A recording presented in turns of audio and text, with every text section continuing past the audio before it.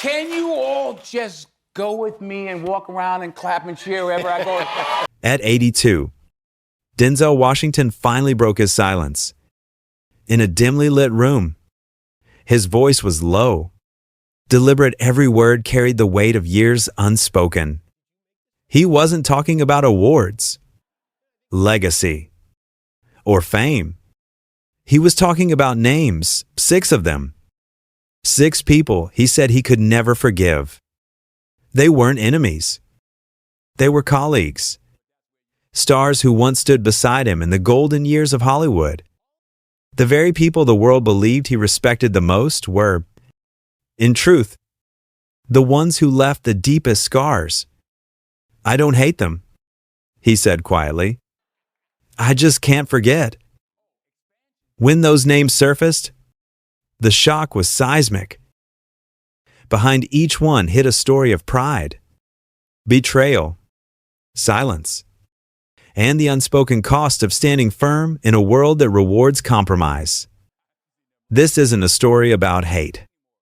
It's a confession about loyalty, about how integrity can isolate, and about the emotional price of being the last man standing in a dishonest town. Ethan Hawke, the student who talked back. It started on set, not in headlines. Denzel Washington had always carried himself like a soldier, sharp, disciplined, precise. To him, acting wasn't improvisation, it was command. Every movement had purpose, every pause a meaning. And then came Ethan Hawke. They met on Training Day, a film that would earn both men Oscar nominations and one of them a win. Hawke was 30, fiery, and instinctive. Denzel was already a legend, 46 and immovable. What began as mutual respect turned into a silent war of philosophies. Crew members recalled the tension. Denzel demanded structure, focus, silence between takes. Ethan, restless and unpredictable, preferred chaos, letting emotion spill raw and unrehearsed. One afternoon, during a take, Hawke cut him off mid-line, breaking the rhythm. The director called cut. The air froze. Denzel turned, eyes cold. "Don't ever do that again," he said, not loudly, but with the force of a lifetime of authority. From that moment, the set divided. Some admired Denzel's discipline. Others whispered that Hawke brought the soul, that the younger man dared to challenge the old guard. The film became a battlefield disguised as collaboration. Years later, when Training Day made its way into the canon of modern crime classics, both actors were asked about their chemistry. Denzel called it work. Hawke called it combat. In interviews, Hawke would reflect half admiration, half defiance. "He's the best there is," he once said, "but he wants you to follow his rhythm, not find your own." The remark traveled fast, landing where Denzel would inevitably hear it. He didn't respond publicly. He never does. To those close to him, the resentment never faded. Not because Hawke disrespected him, but because he reminded Denzel of something deeper, the arrogance of youth he once had, and the silence that age forces upon a man. Hawke's rebellion wasn't personal, it was generational. And in Hollywood, nothing cuts deeper than time reminding you that your methods belong to yesterday. They never worked together again. Denzel went on to direct and produce his own films, ensuring he'd never again have to argue over tone or authority. Hawke continued to evolve into a writer, an artist, a free spirit, the kind of man Denzel admired in theory but distrusted in practice. In later years, when asked if he respected Hawke, Denzel's answer was sharp and brief. "He's talented," he said. Then came the pause, the kind that says more than words ever could. For a man who built his life on control, Hawkeye represented the one thing he couldn't command, the future. And so, the resentment stayed. Silent but permanent, a scar carved not by hatred, but by reflection. They say iron sharpens iron. Denzel once told a journalist. But sometimes, when you strike too hard, both blades crack. It was as close to a confession as he would ever give. Jared Leto, method gone too far. By the time Denzel Washington met Jared Leto on the set of The Little Things in 2019, he had seen every kind of actor, the disciplined, the reckless, the gifted, the arrogant. But nothing prepared him for Jared Leto's version of method acting. From day one, Denzel sensed something off. Leto didn't introduce himself. He didn't meet eyes. He stayed in character, moving through the set like a ghost, muttering, limping, staring too long at people without speaking. It wasn't acting, it was invasion. I never met Jared Leto. Denzel later said dryly, I met the man he was pretending to be. For Denzel, who believed professionalism was sacred, this kind of immersion was disrespect disguised as art. Acting was craft, not chaos. But Leto's methods blurred all boundaries. During lunch breaks, he would sit alone, watching others eat, as if observing prey. He refused to rehearse certain scenes, claiming spontaneity was the only truth. One day, during a take, Leto crossed a line literally. In a tense interrogation scene, he walked out of frame and whispered something unscripted in Denzel's ear. It wasn't in the script. It wasn't even relevant. But it was intimate, invasive. Denzel froze.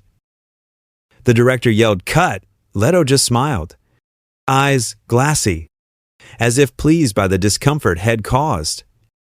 That was the moment Denzel decided he was done with the method. He didn't raise his voice or break professionalism. He just shut down emotionally.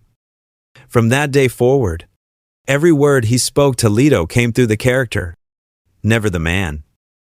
When the film wrapped, Denzel walked off set without a handshake. The press tried to spin the tension into legend. Was it true that Denzel avoided Leto between takes? Did the two ever clash? Leto, ever cryptic, said only, "We had a spiritual connection." Denzel, however, told the truth, his version of it. "I don't play those games," he said. "You show up. You work. You go home. That's acting." Privately, though, those who knew him said it bothered him more than he admitted.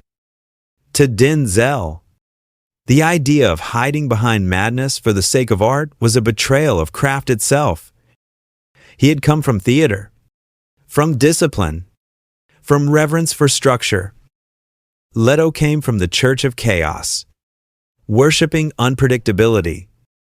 When The Little Things was released, critics praised both performances, but the chemistry was described as unnerving, cold, detached. What they didn't know was that it wasn't acting. It was truth bleeding through fiction. Years later, Leto would call Denzel one of the greats and claim he learned everything from watching him. But for Denzel, that set was a reminder of the line he refused to cross, the point where art becomes ego. If you lose yourself just to play a role, he once said in an interview, then maybe you never had a self to begin with. It was a warning, not just to Leto, but to every actor who mistook chaos for genius. Denzel didn't hate Jared Leto, the man. He hated what Leto represented, a generation that believed breaking rules was the same as being brave. And for Denzel Washington, that was the one sin no performance could redeem. Julia Roberts, The Unspoken Distance. It was 1993 when Denzel Washington and Julia Roberts shared the screen in The Pelican Brief. At the time, they were two of Hollywood's brightest stars. He, the stoic force of gravity; she, the radiant symbol of America's golden optimism. The pairing was electric, a cinematic dream. But behind the camera, something quietly fractured that dream forever. During production, there was a planned romantic moment, a kiss that would seal the emotional tension between their characters. Julia agreed. The director approved. The crew prepared. But Denzel said no. Calmly, firmly, unmovably no. His reasoning, at least to him, was clear. He had long made a personal rule: no romantic or sexual scenes that might disrespect his wife or alienate his most loyal fan base, especially black women who saw in him a rare figure of dignity on screen. But Hollywood doesn't forgive such decisions easily. Whispers started. Was it ego? Was it racism? Julia, caught off guard, didn't defend him. She said little, smiled politely in interviews, and moved on. The tabloids did not. They painted Denzel as difficult, aloof, guarded. In the glare of Hollywood gossip, silence becomes guilt. Years later, when asked about Julia Roberts, Denzel's answers were always respectful, measured, and brief. She's a lovely person, he would say. Nothing more. Julia, too, avoided his name in public, though those who knew her said she had always admired his strength. But admiration in silence can look like distance. The rumor never died. Some even claimed Julia was offended that Denzel had rejected the scene as if she wasn't good enough. That was never true. What hurt Denzel wasn't the gossip itself, but the way truth was replaced by narrative. Once they decide who you are, he once told a friend, the facts stop mattering. Behind closed doors, it stung. Julia had never spoken against him, but she had never spoken for him either. And for Denzel, who valued loyalty above all else, silence can sound like betrayal. When The Pelican Brief became a hit, the two stars never reunited on screen. Fans begged for another collaboration, but it never happened. The warmth on camera had turned into a frost behind it. The industry moved on. Years later, in a rare interview, Julia was asked if she'd ever work with Denzel again. She smiled a practiced Hollywood smile. That was a beautiful time, she said. We told a good story. But her eyes flickered. Just for a moment, with something unsaid. Denzel saw that clip once, nodded, and changed the channel. For a man of conviction, forgiveness isn't about emotion, it's about alignment. And some distances, once created, are never meant to close.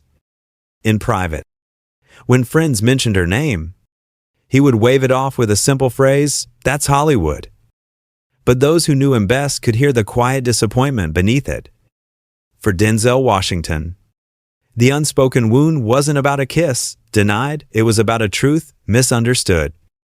And in a town built on illusion, that misunderstanding became permanent. They saw a story, he once said, but they never saw the reason. Mark Wahlberg, The Clash of Faith and Fame. When Denzel Washington first met Mark Wahlberg on the set of Two Guns in 2013, the chemistry seemed effortless. Two men, both hardened by Hollywood, both sons of discipline, both products of struggle. On screen, they played partners. Off screen, they were anything but. Wahlberg, brash and spontaneous. carried an energy that thrived on jokes, adrenaline, and control. Denzel, composed and spiritual, thrived on precision and respect. The first cracks appeared during the early days of filming, when Wahlberg started improvising entire lines, rewriting banter, and calling the director by his first name. It was all in good humor until Denzel stopped smiling. For him, respect wasn't negotiable. He wasn't a man who shouted or demanded obedience. But when he felt the line of professionalism being blurred, his silence turned heavy. "You don't play with the craft," he told a close friend later. "You serve it." One day, during a complex action scene, Wahlberg kept pushing for another take, louder, faster, more real. Denzel, exhausted, finally said, "You don't need to prove anything. Just act." Wahlberg laughed. "That's what I'm doing." Man, the words stung. For Denzel, there was a difference between being fearless and being careless, and Wahlberg didn't seem to know it. Their conflict deepened over something far more personal: faith. Denzel's life was guided by his Christian belief, a moral compass he rarely compromised. Wahlberg, too, called himself a man of faith, but his lifestyle told another story. The late nights, the temper, the unfiltered jokes, none of it sat right with Denzel. Once, during an offset conversation about success and God, Wahlberg told him, "I think God just wants us to have fun." Denzel replied quietly, "He wants us to be accountable." That was the end of the discussion and the beginning of the distance. During press interviews, Wahlberg praised Denzel as a legend. But there was always a flicker of mockery in his tone, a sense of rivalry dressed as admiration. Denzel, meanwhile, kept his responses clean, professional, and detached. When asked about Wahlberg years later, he said only, "He's got energy." Those who were there saw it clearly. Two men who mirrored each other's stubbornness, divided by what they believed Hollywood should be. Wahlberg thrived on chaos, on proving that a street kid could rule the room. Denzel stood for order, discipline, grace, the very things the new generation mocked as old school. On the surface, Two Guns was just another buddy movie. But beneath the laughter and gunfire, it was a battle of codes, faith against fame, conviction against charm. Denzel didn't hate Wahlberg as a man. He hated what he represented, the erosion of seriousness in an industry that once valued integrity. After the film wrapped, they went their separate ways. No reunions, no follow-ups, no friendship. Wahlberg moved on to more comedies. Denzel returned to his quiet world of measured scripts and Sunday sermons. When asked, years later, if he'd ever work with Wahlberg again, Denzel smiled faintly. "We already did our movie," he said. That was enough. For him, it wasn't anger, it was clarity. In a world where fame speaks louder than faith, Denzel chose silence. Because some wars aren't fought to be won, they're fought to remind you who you are. Sean Penn, The Political Divide. They were never friends. But for a long time, they were equals two heavyweights of their generation, both commanding respect through talent, intensity, and moral gravity. Yet in Hollywood, when morality meets ego, admiration often turns into contempt. The tension between Denzel Washington and Sean Penn didn't come from a movie set. It came from ideology. Denzel believed in restraint, faith, discipline, service, Sean Penn believed in confrontation noise, rebellion, and righteous anger. For years, their paths crossed at award shows, charity events, and film festivals. The smiles were polite. The eyes were not. The real fracture began backstage at the Academy Awards in the mid-2000s. A conversation about politics, about war, faith, and the government turned sharp. Penn, animated, called silence cowardice. Denzel replied evenly. Sometimes silence is wisdom. The air froze. Penn's laugh was short and cold. Wisdom doesn't change the world.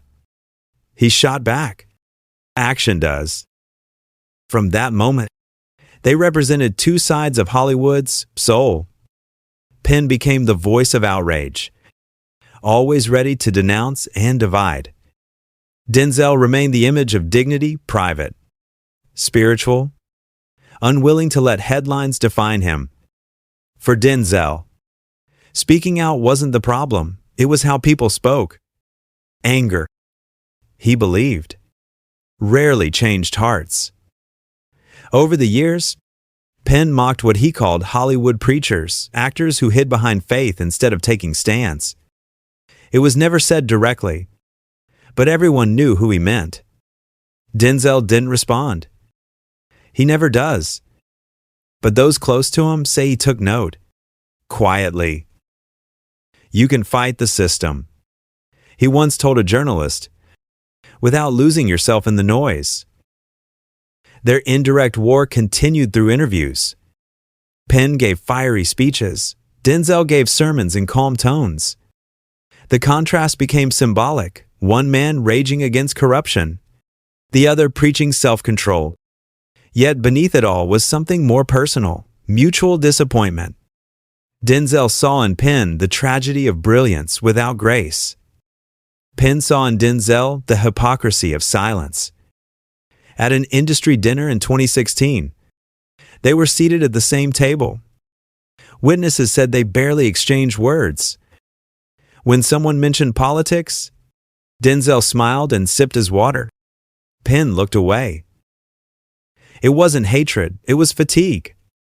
Two men too principled, too proud, too certain of their own truths to meet halfway. The irony was cruel. Both had fought, in their own ways, for justice, compassion, and integrity. But pride poisoned even that common ground. You can't lead with anger. Denzel once said, "It burns everyone, including you." Penn would probably have called that cowardice too. They never collaborated, never reconciled. Yet whenever Penn's name appeared in headlines, arrests, controversies, speeches, Denzel would shake his head softly, not with mockery, but regret. He's got the fire, he told a friend. I just wish he'd learned to control it. In truth, Denzel didn't hate Sean Penn. He feared becoming him, a man consumed by the cause, deaf to nuance, lost in rage. Hollywood loves loud men, but it remembers the quiet ones longer. For Denzel Washington, Penn became the living reminder of why he chose stillness over noise. Because sometimes, silence isn't surrender, it's survival. Samuel L. Jackson, The Mirror Rivalry. It was the rivalry no one talked about, but everyone felt. Two black giants of American cinema, Denzel Washington and Samuel L. Jackson, walking the same path, commanding the same respect, but carrying entirely different energies. Denzel was the priest. Jackson was the preacher. One spoke through silence, the other through thunder. And somewhere in that difference, a quiet tension grew that neither man ever named. They had known each other since the 1,980 seconds, when both were fighting for scraps in an industry that offered few roles for men who looked like them. They respected each other's grind. But respect and comfort are not the same thing. As Denzel's career ascended into prestige dramas and Oscars, Jackson became the voice of fire, raw, loud, unpredictable. When Pulp Fiction made him a global icon, the media began comparing them relentlessly, the disciplined statesman versus the rebel prophet. For years, Denzel ignored the headlines. He avoided gossip, stayed grounded in his faith, and kept his focus on the craft. But deep down, there was irritation not at Jackson himself, but at what the comparisons implied. "I don't compete," he once said in an interview. "I do the work." Yet, behind that calm tone, there was an edge. Because no one in Hollywood ever truly escapes competition.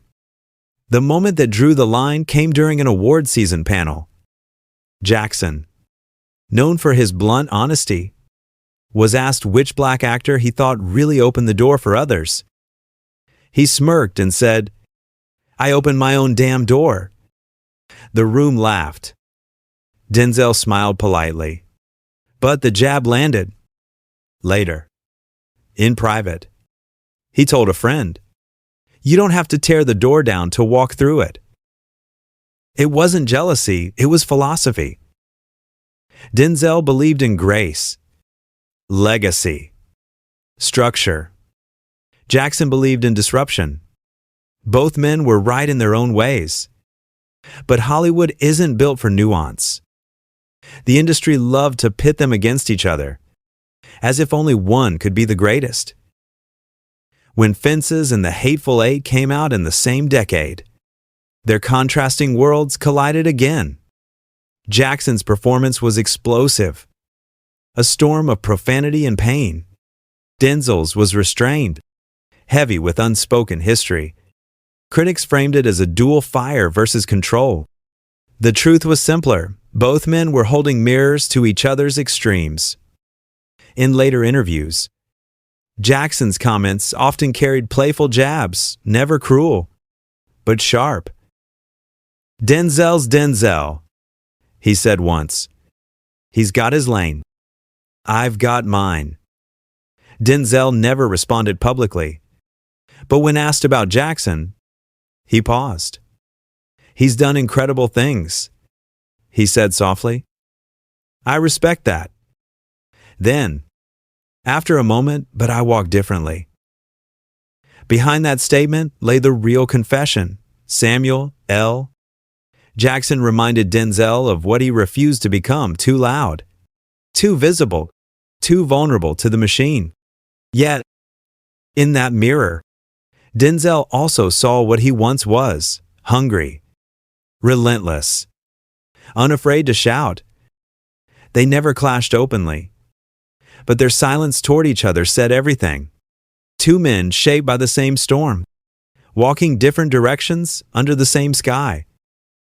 Years later, at an award show where both were honored, they exchanged a brief handshake firm, wordless, distant. The cameras caught it. The internet called it respect. But for Denzel, it was something else. A closing chapter. Because sometimes, the hardest person to forgive isn't your rival, it's the reflection of yourself in someone else's fire. 6 names. 6 stories. 6 reminders that greatness doesn't come without scars. Denzel Washington never wrote a list. Never needed to.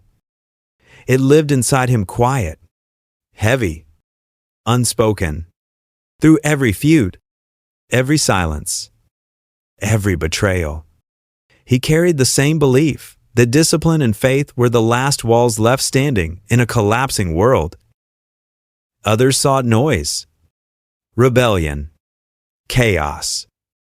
He sought control, and in that control, loneliness became a companion. He never lashed out, never burned bridges, never apologized for his convictions.